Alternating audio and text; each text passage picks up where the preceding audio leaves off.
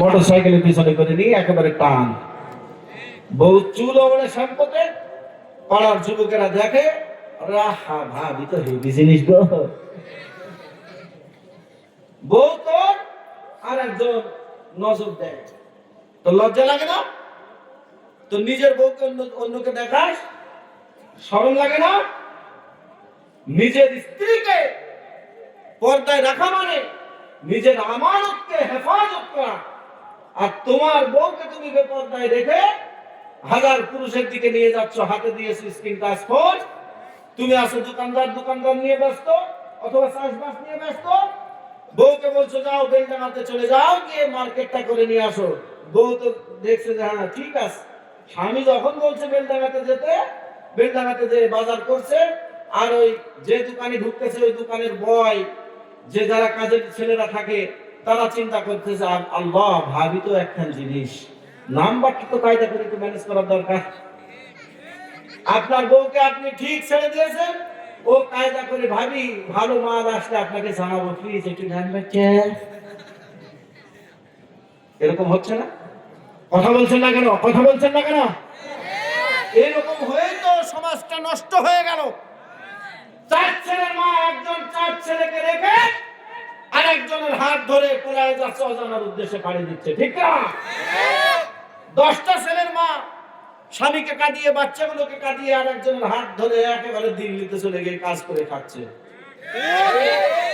এ দোষ তো তোর, সাদা তোর বউ থাকে, দোষ তো তোর।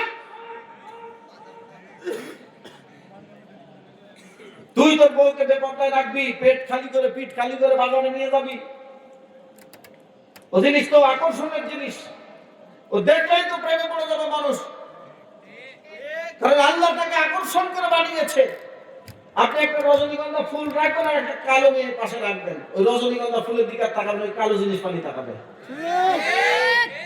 ঠিক তো বল ভাই, এই কাজ তো করো।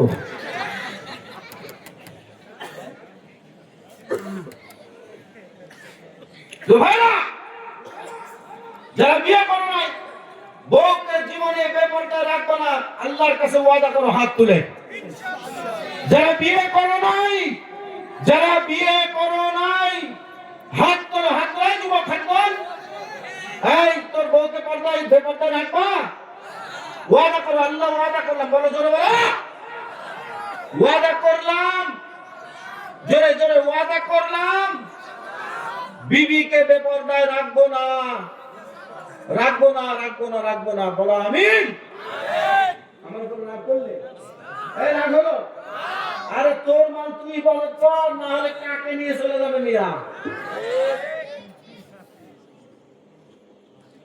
খবরদার, যেখানে আল্লাহর কোরআনের বিপক্ষে কাজ হয়েছে, আল্লাহর কোরআনকে মানে ডাইভার্ট করে চলেছে, সে জায়গায় অশান্তি আর অশান্তি ধাবা নয়, বয়েই চলেছে।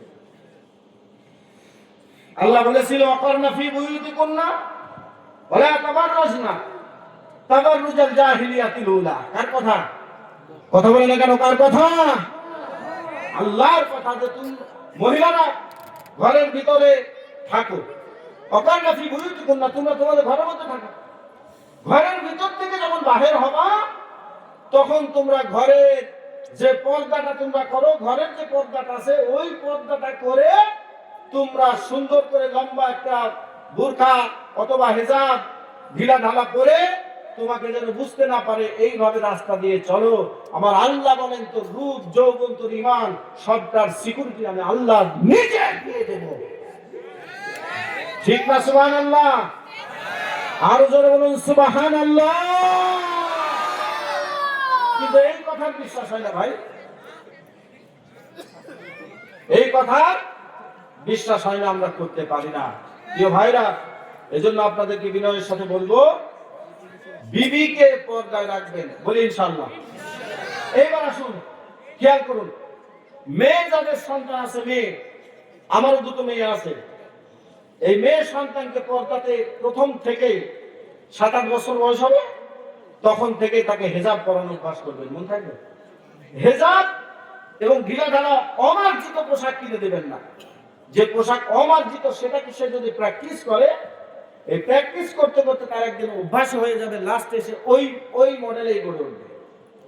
তাহলে তাকে 7-8 বছর থেকে আপনি প্র্যাকটিস করাবেন, মেয়ে সন্তানকে হেজাব করানো, পর্দা পুশিতা করানো, এবং ছেলে বন্ধু ছেলেদের সঙ্গে আপনার মেয়েকে এই বাল্য অবস্থায় খেলা খেলতে দিবেন না, মনে থাকবে। আবারও রিপ্লাই, ছেলে বন্ধুদের সাথে খেলা খেলতে দিবেন না, কারণ জেনগত ভাবে ছেলেদের একটা চাহিদা থাকে, ছোট হলেও মেয়েদের প্রতি আকর্ষণ, মেয়েদেরও ছেলেদের প্রতি কি আকর্ষণ, এটা জেনগত সৃষ্টিগত। সুতরাং যখন মেয়ে বাদ দিয়ে পুরুষের সাথে যখন একটা খেলাধুলা করবে, তখন 14 বছরে না হতে 12-11 বছর হবে, তখনই প্রেম প্রীতি করে বসে থাকবে। 14 বছর বয়সে গিয়ে মেয়ে মা হয়ে যাবে। আমার আল্লাহ 2টো মেয়ে দিয়েছে, আমার ইচ্ছা, আর মুসাফির অবস্থায় আছে, আমার ইচ্ছা 2টোকেই হাফেজা এবং আলেমা করব। আমি আমার জীবনে হায়াত যদি থাকে, আমি শেষ সময়টুকু দিয়ে আমি চেষ্টা করবো, আল্লাহ তুমি আমার মেয়ে 2টোকে আলেমা হিসেবে কবুল করে নাও, পড়ুন আমিন। ভাইরা, রাসূল আকরাম সাল্লাল্লাহু আলাইহি ওয়াসাল্লাম বলেছেন, যদি কারো একটা কন্যা সন্তান থাকে, একটা কন্যা সন্তান যদি পর্দা পুশিদার ঈমান আর আমল দিয়ে গড়ে তুলতে পারেন, মেয়ের বাপ যারা আসে শুনুন, ঈমান আর আমল আর যদি নেককার করে তাকে বানায় আপনি গড়ে তুলতে পারেন, ভালো ছেলের সঙ্গে যদি বিবাহ বন্দোবস্ত করতে পারেন, আমার রাসূল বলেছেন এই কন্যা সন্তানের পিতা আর আমি মুহাম্মদ সাল্লাল্লাহু আলাইহি ওয়াসাল্লাম জান্নাতের এক জায়গায় বসবাস করব। নবীজির কাছে জিজ্ঞাসা করা হলো, ইয়া রাসূলুল্লাহ, কারো যদি 2টো মেয়ে থাকে তাহলে কি হবে? আল্লাহর পয়গম্বর বললেন, কারো যদি 2টো কন্যা সন্তান থাকে, আল্লাহ তার 2টো জান্নাত লিখে রেখেছেন। যদি কারো 3টা 4টা থাকে, আল্লাহ রাব্বুল আলামিন তার জন্য 3টা 4টা জান্নাত লিখে রেখেছেন। সুবহানাল্লাহ।